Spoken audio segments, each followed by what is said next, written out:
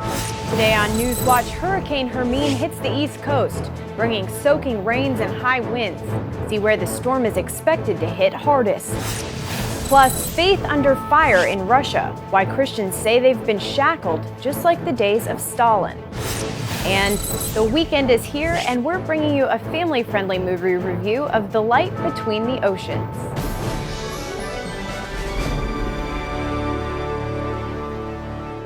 Thanks for joining us for CBN NewsWatch. I'm Caitlin Burke. The first hurricane to strike Florida in over 10 years barreled through the Panhandle overnight. Weather forecasters and state officials are warning that Hurricane Hermine, now a tropical storm, could threaten life and property throughout the East Coast. Gary Lane has more.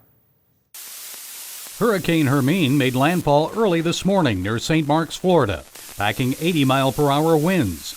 High winds and torrential rains of more than a foot led to 12-foot waves and extensive flooding. The storm battered homes and businesses along the northeastern Gulf Coast. Officials issued a mandatory evacuation order in some Gulf coastal areas. Please protect your property and evacuate immediately.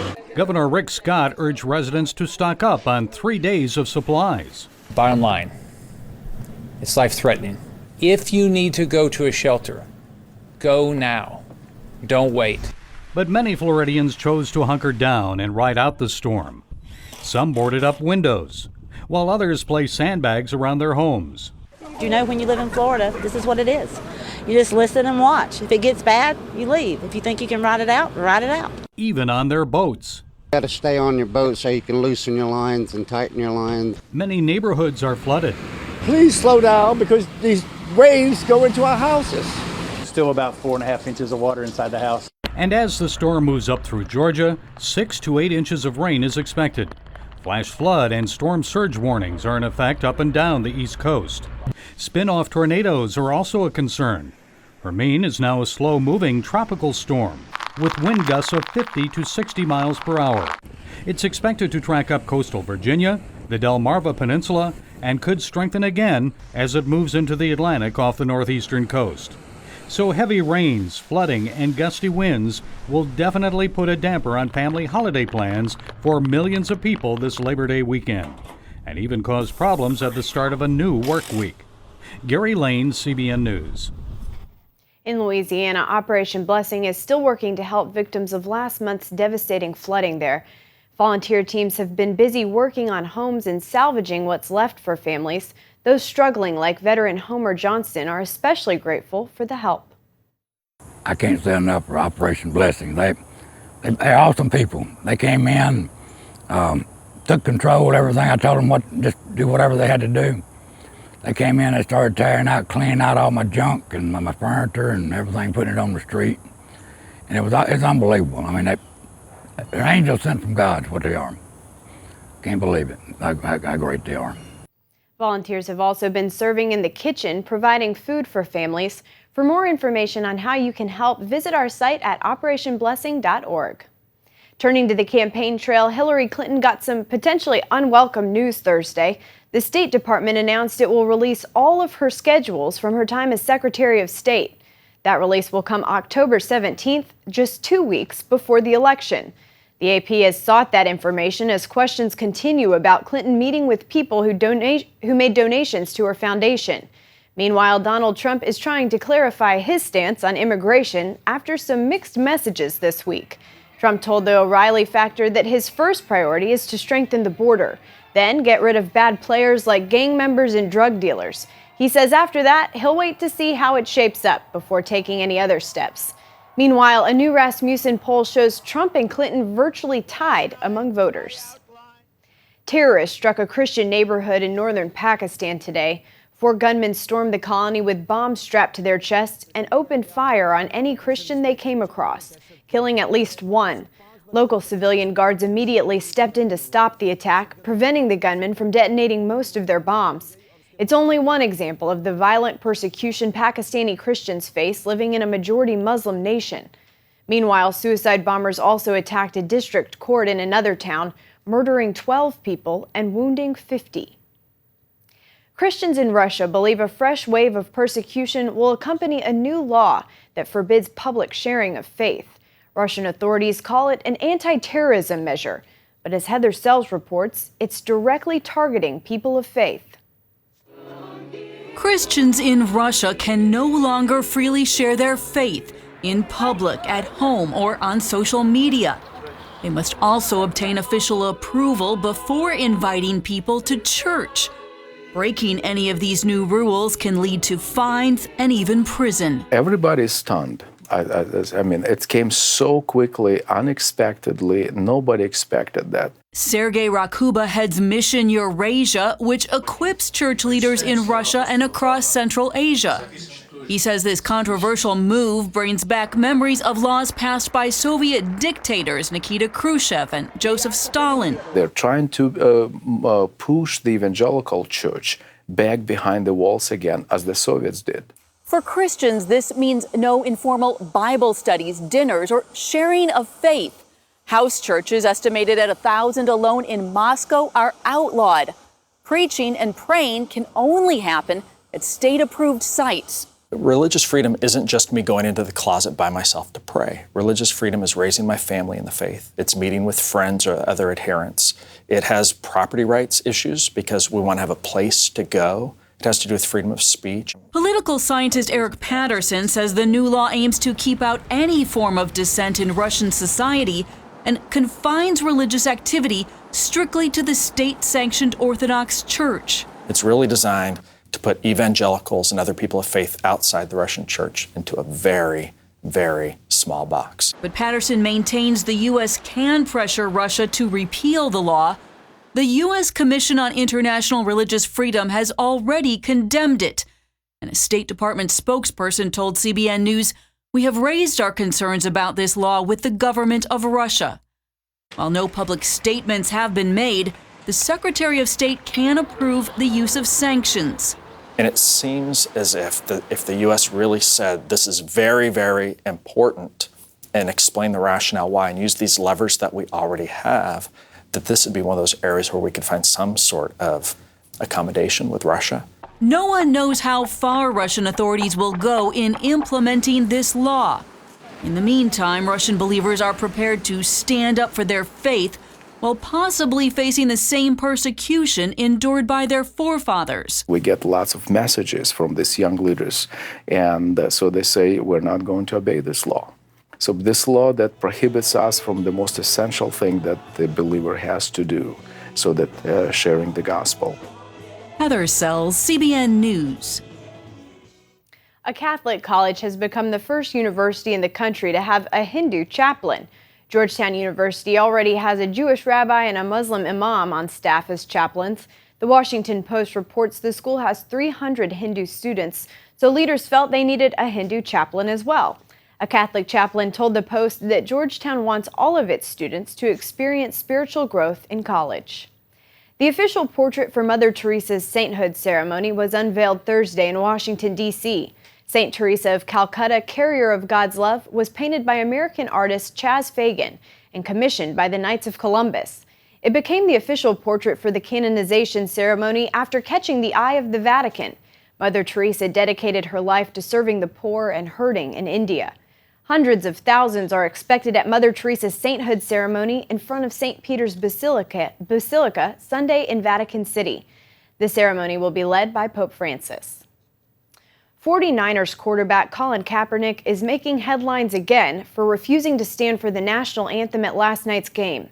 It was a tense showdown when Kaepernick dropped to his knee while military members unfurled a large U.S. flag on the field. Some are happy about Kaepernick's silent protest of what he calls police brutality, but many in the stands were outraged. This is America, all right? The men and women plead for this. I've seen it firsthand. And for somebody to do that gets paid millions of dollars, it's ridiculous. Once again, I'm not anti-American. I love America. I love people. That's why I'm doing this. I want to help make America better. Kaepernick also sparked outrage for wearing socks depicting police officers as pigs. A small but powerful act of kindness this week from a college football player visiting a middle school. A Florida State University player saw a boy sitting by himself eating lunch. The FSU team was visiting Munford Middle School in Tallahassee, Florida. wide receiver Travis Rudolph sat down with the boy, who it turns out has autism and often eats alone. It made the boy's and his mother's day. I saw him sitting there by himself, so I had got a plate of pizza and I asked him, can I sit there with him? He said, sure, why not? It was real easy. I mean, it was real easy to conversate with him. I was crying just because the picture actually speaks way more than 1,000 words. He's looking at him while he's eating. I mean, it just is so, it's so telling. I can't get over just how, like I said, a small moment like that could have such a huge impact on so many people. It was so awesome. Travis Rudolph even signed my even signed my lunchbox. The child's mother thanked Rudolph on Facebook, her post going viral. Coming up, fixing a 70-year-old feud. Why China says a simple apology could help heal a painful past.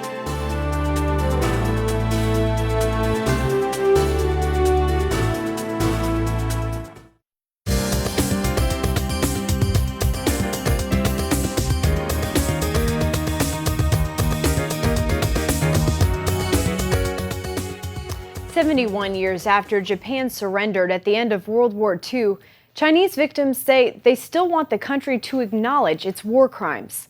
Their ongoing demands for an apology have heightened tensions in the region. Meng-Fei Lee has the story. More than half a century has passed, but Chinese victims of chemical weapons used by Japanese forces during World War II want justice. They say the Japanese government still refuses to acknowledge that it committed war crimes against them. December 1937, Japanese troops invade the city of Nanjing, slaughtering 300,000 civilians and raping 80,000 Chinese women. Thousands of Chinese were killed in the bombing of cities by the Japanese Air Force. At a 71st anniversary memorial ceremony, Japanese Prime Minister Shinzo Abe offered no apology, but instead paid tribute to Japan's fallen soldiers. We shall never forget the peace and prosperity we enjoy now stands on the precious sacrifices of those who fought for their country and their families and died in World War II. However, some Japanese lawyers agree with the Chinese victims. They are demanding that Abe admit responsibility for the crimes. Japan has done wrongs to the Chinese people. The government refuses to admit the facts. This is absolutely wrong. We need to correct the mistakes. This will make the relations between China and Japan better. Shinzo Abe is hoping to arrange a private meeting with Chinese President Xi Jinping at the G20 summit next month to discuss many critical issues facing the two countries. In the long run, he wants the two nations to move beyond their painful past and to a future of improved cooperation and mutual respect. Meng-Fei Lee for CBN News. Up next, all those delicious carbs are killing you. Just ahead, our health reporter Lori Johnson speaks with the author of Grain Brain about the steps you can take for a longer, healthier life.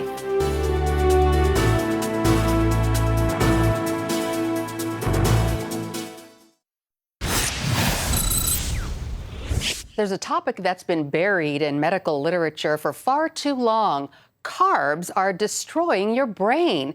And not just the unhealthy carbs, but even healthy ones like whole grains can cause dementia, ADHD, anxiety, chronic headaches, depression, and much more. It's all here in the book Grain Brain, written by neurologist David Perlmutter, who joins us now. And wow, this is fascinating. It's translated into 27 languages so far, so no excuses. And what I found interesting is, I mean, we all know that carbs, too many carbs make us fat, but more concerning is too many carbs injure our brain. That's right, Lori. And as a matter of fact, the carbs that we are over-consuming do make the belly bigger, and there's a direct relationship between the bigger your belly and the shrinkage of your brain.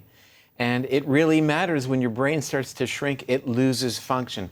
When you consume carbs, when you're consuming the foods that we were all told we should be eating, it tends to raise your blood sugar. And new research indicates that is a toxic event for the human brain and is associated with a dramatic increased risk for Alzheimer's disease. Well, you say in the book that your brain actually thrives on fat and cholesterol when most people, even many doctors, say fat and cholesterol are bad, that they cause a heart attack, heart disease. It's true that that is sort of the common party line right now. But what's really exciting is there is such groundbreaking research now that recognizes that the brain actually thrives on fat, on the fats that we consume. Coconut oil, for example, is a wonderful nutrient for the brain. Extra virgin olive oil, nuts and seeds, wild fish, grass-fed meat. These are good sources of healthful fat that really sets the stage for a brain that not only will work better day to day, but in addition will be more resistant to disease in the future. Well, we hear all the time people should eat more fruits and vegetables, as if they're one thing. But really, there's a pretty big difference between fruits and vegetables. Don't fruit contain a lot of carbohydrates, a lot of sugar? When we are told that we should have a couple of 12-ounce glasses of orange juice in the morning, that's really interesting to think about from a sugar perspective. That's 18 teaspoons of sugar. That's 72 grams of carbohydrates, of sugar, before you even gotten your cereal or your croissant or other sources of carbs. An interesting article appeared in the New England Journal of Medicine recently that showed that even just checking your blood sugar, people who have slight elevations of their blood sugar, well below the level of diabetes, have a profound risk of developing dementia. So we've got to look at what the Mayo Clinic has told us, publishing in the Journal of Alzheimer's Disease, and that is people who favor fat calories have about a 40% reduction in risk for developing dementia, as opposed to people whose calories are coming from carbs, whole grains, fruits like you mentioned. Their risk for dementia is increased over 80%. Wow. Well, I love the message in your book that it's never too late to change your ways, that we can actually spur the growth of new brain cells at any age. That's right. And, you know, this is called neurogenesis. It's a great term, meaning that we're growing new brain cells. You know, when I was in medical school, we didn't talk about that because they didn't have the science that supported that. And the way that we grow new brain cells, this process, is improved or increased by aerobic exercise. So yeah, it makes you feel good. Maybe it's going to help you reduce your risk of bone thinning. We know it's good for your heart. But now when you realize when you are aerobically exercising, you are spurring on the growth of new brain cells. There's no one that's going to argue with the idea of having more brain cells. When you talk about cutting out carbs, we know that bread, grains are carbs and also sugar. So what, like, for example, would an average day's diet look like? That's a great question because, you know, we have the notion that the morning has to be, you know, the short stack covered with maple syrup and then a glass of orange juice. But it's really bad for you. But we would really think that that's not what we have been eating. It's just been the past 100 years or so that we've really favored such a bombardment of our physiology with carbohydrates. I like to start the morning with a couple of eggs. I said eggs with the yolk because it has that good fat in it called cholesterol. I oftentimes have vegetables in the morning or salad from the night before. Generally with eggs, I will have lots and lots of extra virgin olive oil and some sauteed spinach for the fiber and the B vitamins that spinach contains. So the notion that vegetables and salad should be only with lunch and dinner, we need to rewrite that. A lunch is very similar and dinner is a bigger meal for me, but eaten earlier in the evening. And that again is some grass-fed beef on occasion, wild fish, very good for you. Lots and lots of fiber-rich vegetables. And importantly, since I wrote Grain Brain, we've recognized the importance of the good gut bacteria. So I like to have a fermented food with each meal that has good bacteria in it, like kimchi or drinking kombucha or some cultured yogurt, so that we get the benefit of naturally consuming good bacteria. Well, the book, again, is called Grain Brain, Dr. David Perlmutter, and it's available wherever books are sold. Thank you so much for being with us. God bless you. Good to see you again. Likewise.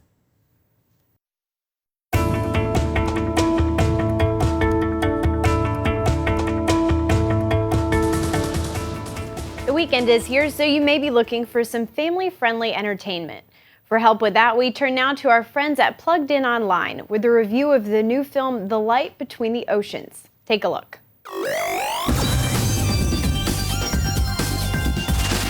The movie The Light Between Oceans starts out in 1918 when a man named Tom returns home after the Great War. He's a man in pain, a man who's endured many horrible things, and he finds the job of a lighthouse keeper on a lonely island to be the perfect fit for processing his past. But then he meets Isabel, a mainland girl who's lovely and wise. Her love begins to heal Tom's many emotional wounds. I felt like I knew you, and I couldn't stop seeing my life with you. They marry and head back to the isolated lighthouse island to raise a family. What can I do? What should I do? But after several miscarried pregnancies, their blissful hopes are dimmed.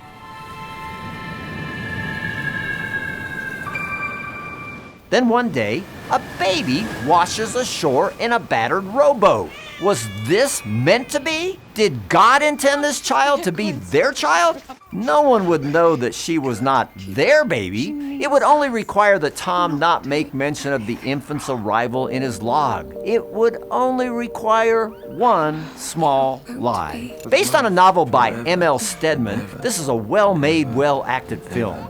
It emotionally talks of the joys, the yearnings, the agonies of love. My sister had a terrible tragedy. Her husband and their baby daughter were lost to the sea. It speaks of loss, grace, and forgiveness. On the downside, there's one misuse of God's name and some non-explicit sensuality between husband and wife. For teens and above, I'm giving The Light Between Oceans 4 tender embraces out of 5 for family friendliness. For the full review, be sure to check out PluggedIn.com. Plugging you into the movies, I'm Bob Waliszewski for Focus on the Family's Plugged In Movie Review. That's it for now on CBN NewsWatch. You can find more of our exclusive coverage of the issues you care about most at cbnnews.com. And tell us what you think about the stories you've seen here. You can do that on Facebook, Twitter, and Instagram. We hope you'll join us next time. Have a great day.